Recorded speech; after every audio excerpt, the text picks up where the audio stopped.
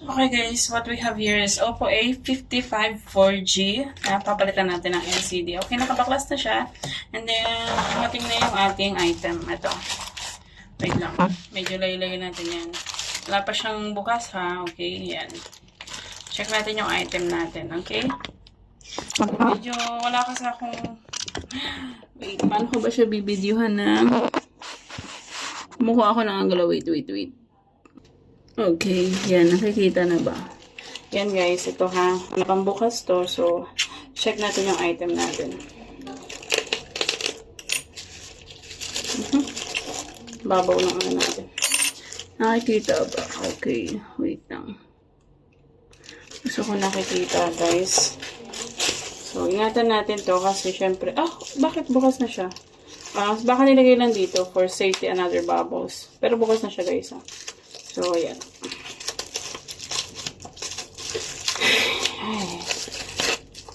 Okay. Mikit-likit yun. Okay. Chanen. Ayan. Texijum.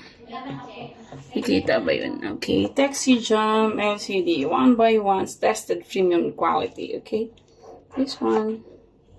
Ayan.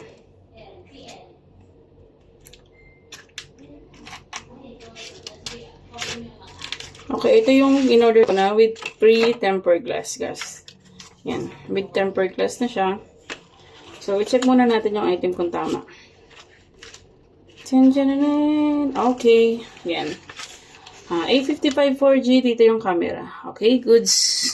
So, diretso install na natin to. Walang patumpik-tumpik pa. Naka-ready naman natin yung ating. Yan. So, ilalagay lang natin siya dito. Papasok lang natin. I'm not technician guys pero, and then, yan. Papasok natin to dito. Wait lang guys.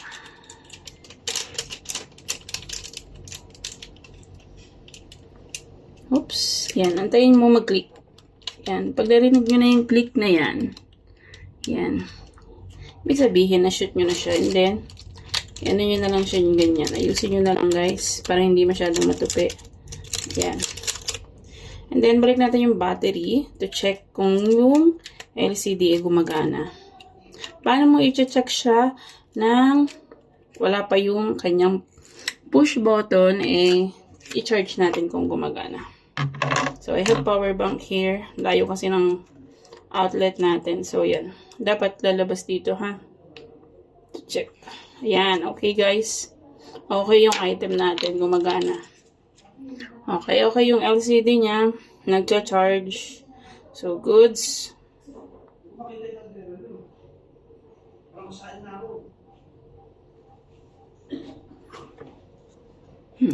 Ang tagal niya. Pero okay, guys, gumagana yung LCD. So, yun lang naman yung purpose ng ating ano. And then, assembled na natin siya. Medyo matagal, guys.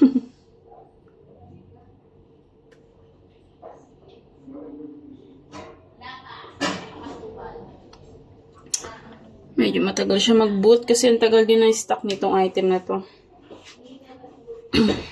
No cut na po ito. Didiretsong post ko na po ito. Post na natin to. Grabe, Hindi ko alam kung mabagal siya kasi power bank lang yung gamit ko. By the way, nagana naman siya. So, ano natin siya. I-install na natin siya, guys. Pero, wait lang.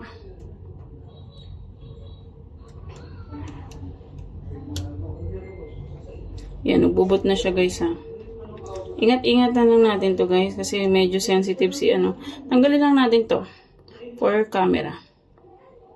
Wait lang. Tinisin ko lang din yung ng lens ng camera niya.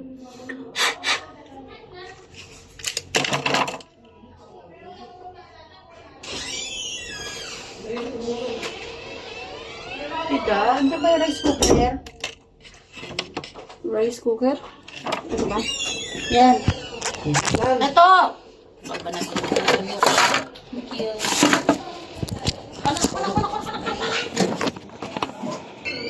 Okay guys, it's continuous natin. Medyo lang...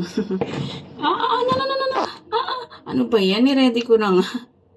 Sorry guys, wala kasi akong handle. Wala akong hawakan ng cellphone. So, tinatayo ko lang siya. So, ayun guys, balik na natin. Okay naman na. Nalaglag yung battery kanina. So, sorry for that. Ay, balik lang natin to ha. Yung kanyang sensor sa kilid. Yan. Medyo madilim guys ha. Sorry. Yan ha. Guys, I'm not professional guys, pero kasi sa sobrang pagtitipid, pinag-aralan ko lang talaga to. So, sana makatulong ako sa iba. Yan guys. Balik natin siya. Ah! Wait.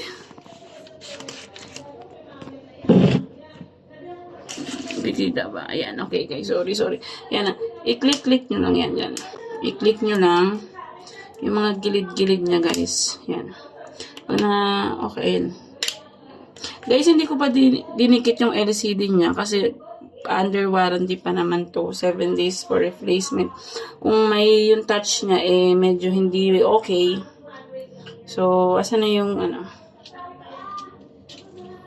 ibalik na natin tong, yun ba yan? Wait lang, sandali na lang. Sorry guys, di ko na i-edit to. Hindi rin ako magaling mag-edit. Nakikita ba yung yan. So, ayan guys. Ipabalik ko na to. Yan. And then, screw na natin yung mga screw. Screw na natin yung mga screw. So, usog ko ng konti para makita nyo guys. Yan. Napit ko. So, isahin natin. Wala kasing magnet tong freebies nila. So, yun. Wait lang ha. Dito ko na lang siya ipatong. Yan. Para mas malambot kasi since nasa warranty pa yung kanyang LCD. Okay. Pag may problema yung hindi ko pa siya dinidikit. Siguro mga bukas na lang. I-obserbahan ko muna yung LCD niya.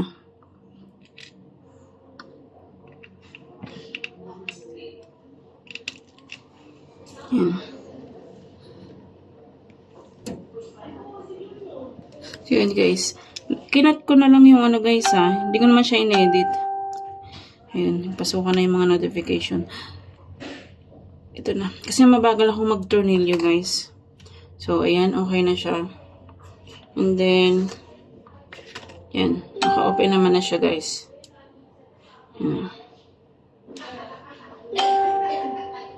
Yung mga nanonotif na, guys. So, observe lang natin. So, yun lang. Tapos, ikit na lang natin to. Observe lang muna natin until tomorrow kung okay yung LCD na nabili natin. To check then, the item. Ayan. Yan guys, check nyo din yan. Paikot nyo sa buong screen. Yan. Kung hindi siya mag-ghost touch until tomorrow, ididikit na natin siya, okay? Yun lang naman guys. Okay na to. Okay na to. Thank you for watching. Don't forget to subscribe.